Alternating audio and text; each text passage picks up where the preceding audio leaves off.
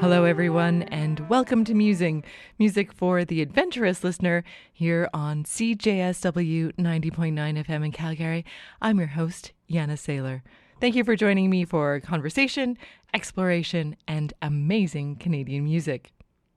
On today's program, I am in conversation with performer, composer, author, and educator Richard Burdick. Burdick is a prolific composer of chamber and orchestral music with over 300 works in his catalog. These works fall into the categories of avant-garde, expressionist, improvisational, minimalist, microtonal, modernist, neoclassical, new age, and improvisatory. Burdick frequently uses the I Ching as a structural foundation to his music and is developing a new age meditation style of music based on the vibratory spectrum of sound. Before we dive into conversation, let's listen to the sound world of Richard Burdick.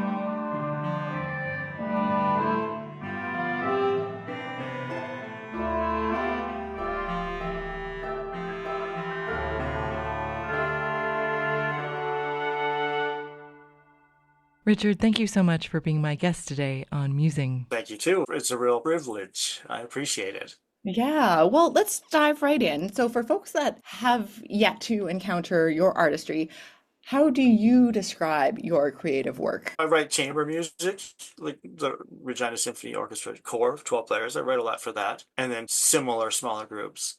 But then I also do the I Ching cycles. So the answer is I try to be diverse and try not to be pinned down. And in a way, I'm happy that I'm not a really famous composer because that limits me in so many ways. Like John Williams, you expect John Williams to sound a particular way. And without that limitation, I'm much less restricted. Well, you might not be the most famous, but you're certainly extremely prolific with 300 works. And tell me, where does inspiration come from? The inspiration comes from I have just a desire to explore, and I try not to listen to too much music because I listen to something and I say, "Oh, that's a good idea," and I want to incorporate it in something I'm doing. I think it's natural that a musician wants to express themselves in their own way, I love that. not just playing the same music over and over, maybe adding a little expression once in a while, but actually responding with their own expressions. I really am seeing that I do have a particular style. I can't write rock and roll. Can't write jazz. I have my own style that's free melodies overlapping and giving expression for every musician, hopefully. Not just giving simple triangle part ding ding to someone, but actually giving them something to express through.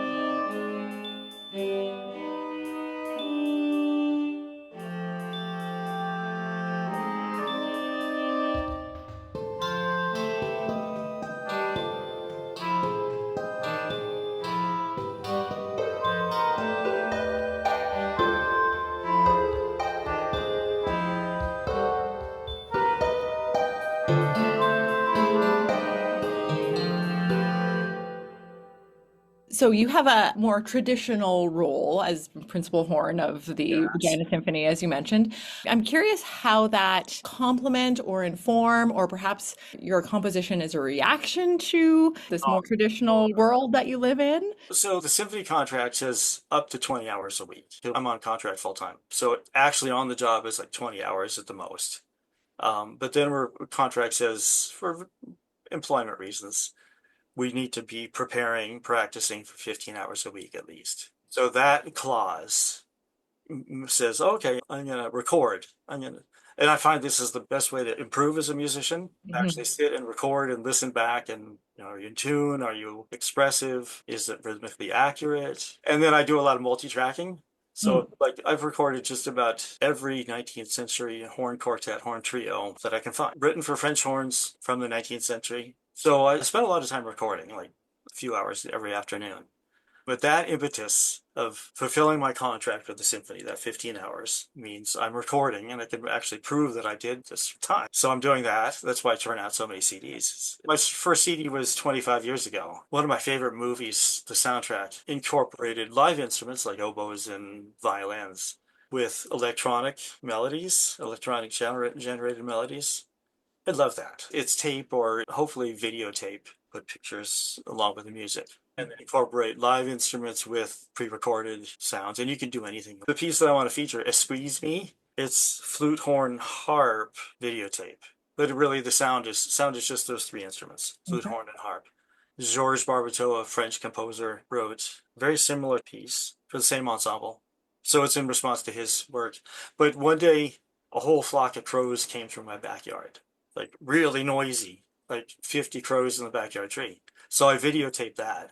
And this music was meant to go along with the noisy The crows. crows, to accompany crows. Yes. Ah, I love it. So, I love so it. the full title is Esquisse Me, The Crows Come to Visit, I think is the title. Okay, they seem to be becoming more and more prolific. The smaller birds and the crows hanging out more. I get inspiration there. I have a lot of videos of waterfalls from all around.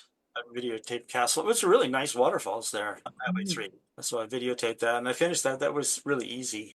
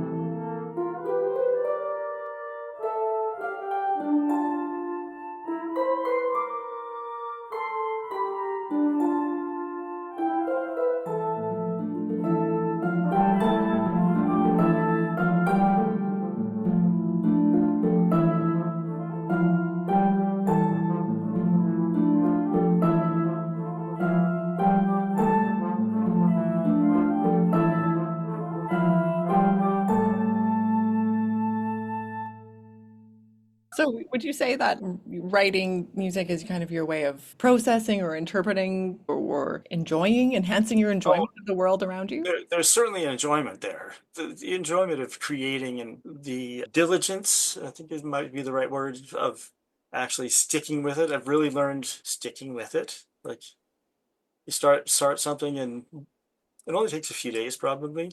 Just keep focusing on it. Come back to it next day and do it a little bit more. Don't stop. Because as soon as you stop, you leave it for a few months. You got to go back and interpret what you were doing to decode it or just start a new session. There's kind of like a practice to it, like almost like a monk-like devotion.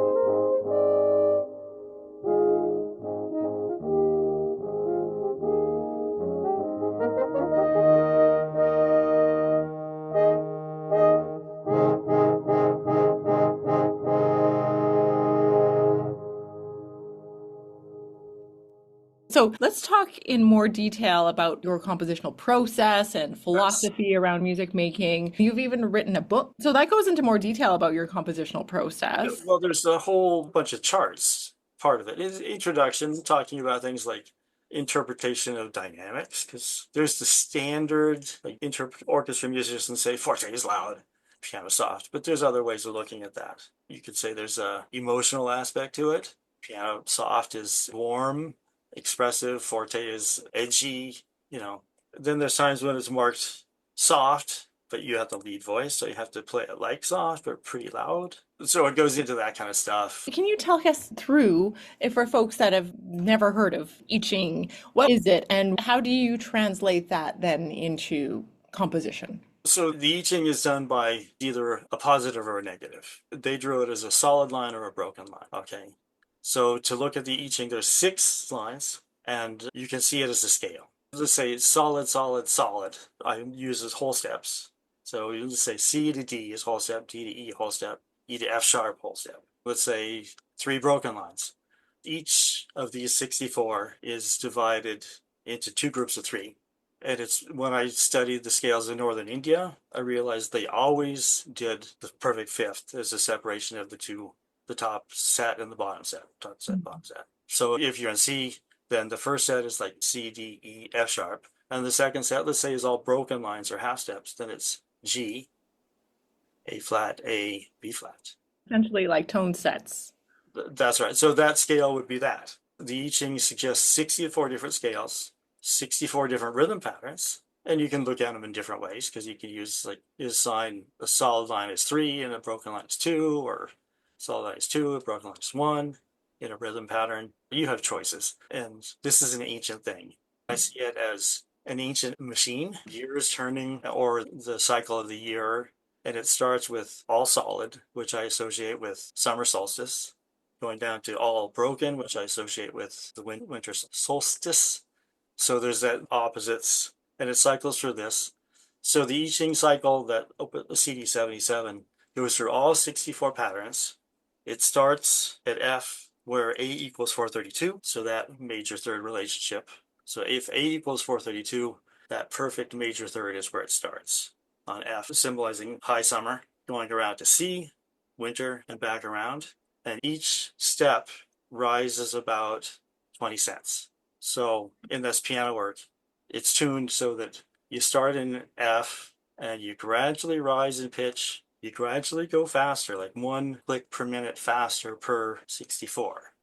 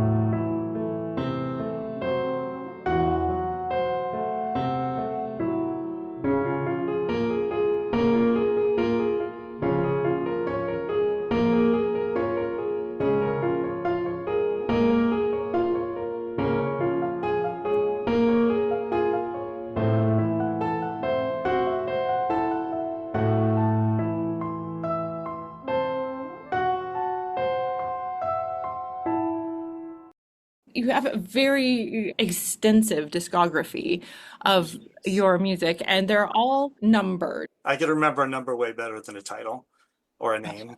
Yeah. I would think Bach would have done the same, but maybe not. Very true. He was really into numbers. Sometimes I go, what did I do? Like if I'm writing Opus 162, what did I do in 62? I'll look at that relationship. But Opus 333 that's a big number. That's a symphony. I wanted to write a timpani concerto. I wrote a work for a timpani, brass, and a few other players. So that's a great work. It's in a late romantic style. I do try to explore other styles. But you're still using the I Ching. I still use the I Ching as the scale, the expression style. I love this work because the whole first movement is like 8 minutes long, and then nonstop the piano comes in. Like, to me, that's an amazing moment. And it comes in a fairly minimalist style, but whammo, here's the piano all of a sudden. That kind of change doesn't happen too often. I would suggest listening to that.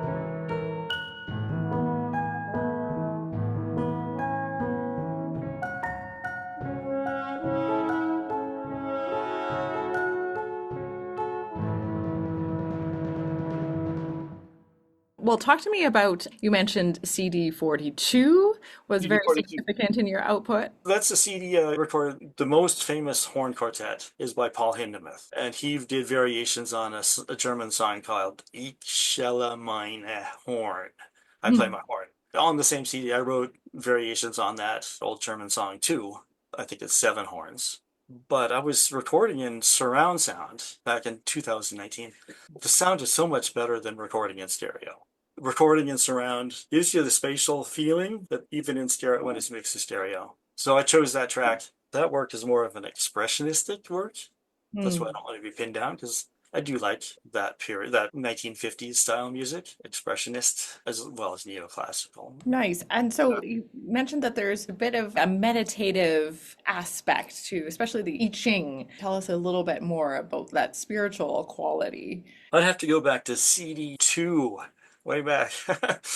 I did a recording, I Ching Arpeggios is the CD. And it was a slow horn track. We did put lots of reverb on it. It also suggests a harmonic series, a unique harmonic series, which I think of as astronomers can look at a star and get the wavelength of the light and then tell us what kind of elements are predominant in that star. In the same way, you have a scale, say it's a major scale, but it has a G sharp added. That G sharp changes the whole color, and you can find the harmonic series of those notes. And so the I Ching arpeggio is the pattern of I Ching cycle with the harmonic series. So the horn does that. It's pretty high. And then I built a set of wind chimes to go along with it. I did a 4-octave wind chime set. So we have wind chimes and horn, lots of reverb, and it's fairly meditative. I certainly want to do more. I think it's so interesting when we were talking about these kind of elemental things like overtones that exist in the world and that somehow we as humans resonate with, like literally, Yes. understand intuitively. I'm never going to deny that I'm a spiritual person. Never going to deny that. It's part of our essence. I read a book about medieval England, and people were asked, "Where's your soul?" And they say, "I think it's in here, like my heart, or this organ is my soul." That's I see it as we have this aura. We're like in a bubble, and most people don't really see outside the bubble. We're creating our own reality, and we're seeing it as a reflection. So the soul is the composite wholeness of that bubble and ourselves, if that makes sense. Yeah, and music is just as an outward expression of that. When people encounter your compositions, what do you hope that they experience, take away, think about? There's a freedom that I feel when I hear it. It's a little different. It's like, yes, there's a classical base or a neoclassical base to the music, but it's not quite there, because generally I don't use traditional chord progressions. I use the I Ching to create melodies and overlap the melodies, let it go a little bit where it wants to go. So there's a sense of freedom that I hope people realize opens their own creative passages and creativity in their minds. That's wonderful. I love that. That's a beautiful way to round out our conversation. Thank you so much for sharing what you do and how you do it. Thank you so much for being in conversation with me on music.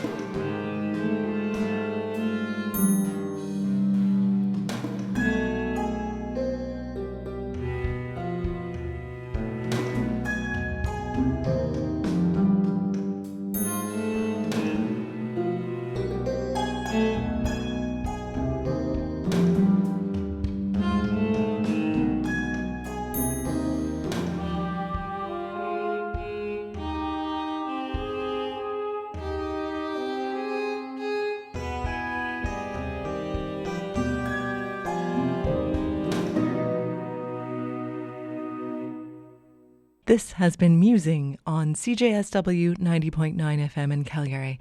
I'm your host, Janna Sailor. Thanks so much for joining me for this celebration of music, creators, and ideas. Musing is a production of the Canadian Music Centre Prairie Region and is heard right here in Calgary and on major podcast platforms around the world. As we end our time together, we recognize that there are more than 630 First Nations communities across the lands that we now know of as Canada, representing 50 distinct nations and Indigenous languages. In addition, there are Métis in every province of the country and 53 Inuit communities speaking different dialects of Inuktitut across the north. We acknowledge them as the original music makers, dancers, creators, and caretakers of our lands, and they continue to inspire and teach us as we commit to learning and moving forward together. Thank you so much for tuning into Musing today, and I will leave you with more music from Richard Burdick.